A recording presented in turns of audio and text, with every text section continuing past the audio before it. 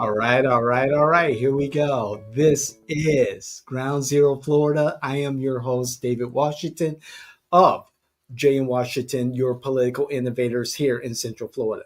Okay. Is masculinity reshaping American politics? The surprising rightward turn of young male voters challenges long held assumptions about generational voting patterns. Okay, folks, we're talking about the guys again. And I recently um, broadcast another episode about the male voting demographic, particularly attach that to the young men who are part of the Department of Government Efficiency, DOGE. And I've gotten some decent feedback on that, a lot of likes, and keep the comments coming. I'm looking forward to it. So, young men are moving away from the Democratic Party, not just young men, men in general. However, these young men, with only 33% identifying as Democrats in 2025, this is down from 42% in 2020. This political shift coincides with declining economic prospects, particularly for those without college degrees. So, Democrats, and it may look like I'm picking on the Democrats in a lot of my commentary lately. However, the facts do not lie. Um, the data is there. Young males are leaving the party. And I recently listened to a focus group, a complete focus group recording by the Bulwark of young men talking about various issues related to the 2024 election and their prospects for the future. And many of the themes were similar: the economy, prospects for the future as far as careers, education, immigration, safety, combating crime, the defense of American principles overseas, and of course, this cultural war.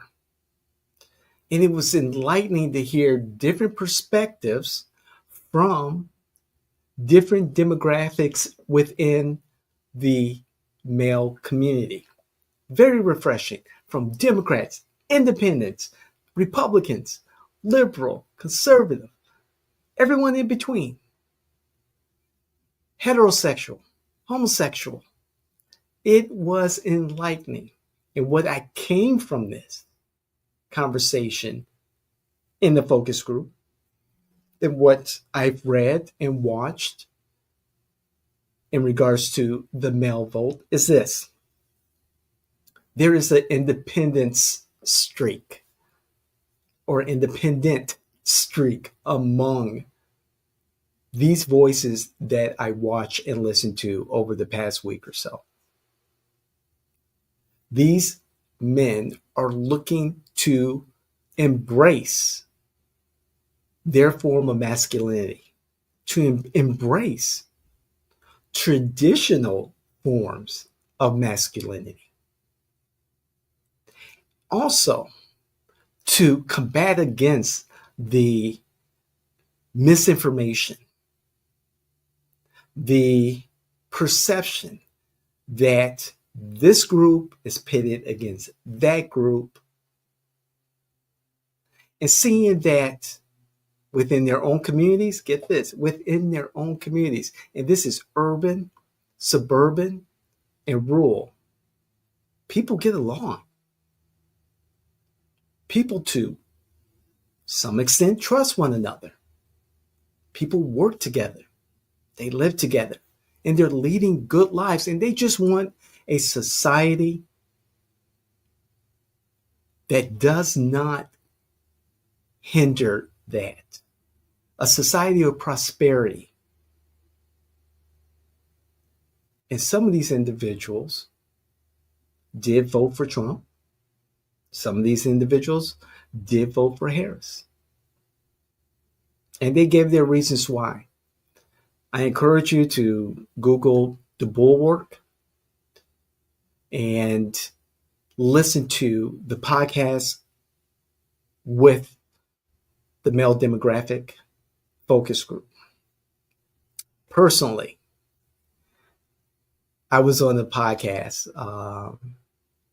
and it's the Gateway Advantage. It's a podcast with the Jay and Washington Network. And my co host, Ted Bogert, asked me a question. And he asked me, who is my hero? And I said, my hero is my father. He's been deceased for 10 years. However, he's always going to be my hero. Always. Because he defined masculinity to me. And sometimes I pushed against that. You know, I was all up in my emotions and everything. However, as I became more responsible in my 20s as an adult, paid my own bills, paid for my own meals and paid for my own rent and mortgage. And as I became a husband, became an employee and working on my career, became a father and more responsibility, became a supervisor, manager, became responsible for other people's lives. What my father taught me and modeled for me, I embraced. I embraced so hard and realized as I got into my 30s and 40s that my dad was right.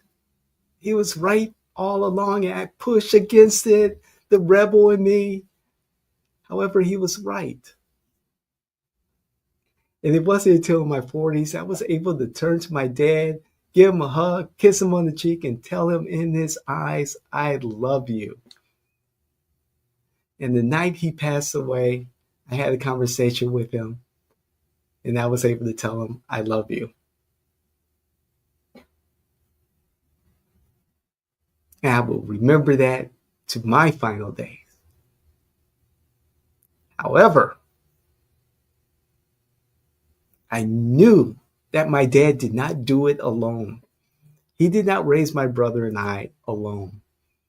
He had a strong woman, a wise woman, a loving woman. My mother, his wife, right there with him. Sometimes she was out front. She was the tender heart, the soft hand, the one who would listen, the one who taught my brother and I to be okay with our emotions. Sometimes she was right there alongside my dad, making sure that they offered the best for my brother and I, the best environment to thrive. And sometimes she was behind my dad, supporting him, building him up, being there to let him know, you're the man, you're the leader, you're the protector, you're the provider of this household. And go discipline your sons. So let's not forget the role of women in strong families, because I don't. And my mom, she rested in her femininity, and my dad and mom stayed together and still are together, even though he's passed away. But in the end, in continuing, my mom and dad provided a great foundation for my brother and I to succeed. God bless them both. God bless my family, and God bless your family. However, for the men, we need to embrace our masculinity and show that we are the leaders, the providers, and the protectors of our family and our community. And we have to think that way and move in that direction. And among young men, I believe we're seeing it, not just in the way they voted in 2024, however, in their priorities. So, guys, go get that bag. Be the leaders that you are. Be the protectors that you are. Be the providers that you are. Invest in yourselves and in your communities, okay? This is David Washington. This is Ground Zero, Florida. This is the land of opportunity and innovation. We are your political innovators. Please share this comment with those individuals, your family, your friends, those influencers that you know, those candidates and electeds who could learn a thing or two or appreciate what we're saying. Share it with them. Let them know about our content. And more importantly, comment. Let me know. Let my team know. Reach out to us. Website, phone call, message, email, on our socials, on our website. Let us know what you think. Let's have a tactful and respectful conversation. Bring your facts, not your feelings, okay? And again, I just want to close with this. Economic uncertainty and changing cultural dynamics are driving young men towards conservative politics, posing a significant challenge for Democrats. As your resident non-party affiliate here, Democrats, wake up. Wake up. Let's move away from the culture, politics, and let's start competing. Republicans, you're gaining traction more and more with a diverse population of men. Continue to reach out to them and share what you believe will be prosperity for America, for all of America. I'm David Washington, Ground Zero, Florida. We love you. We appreciate you.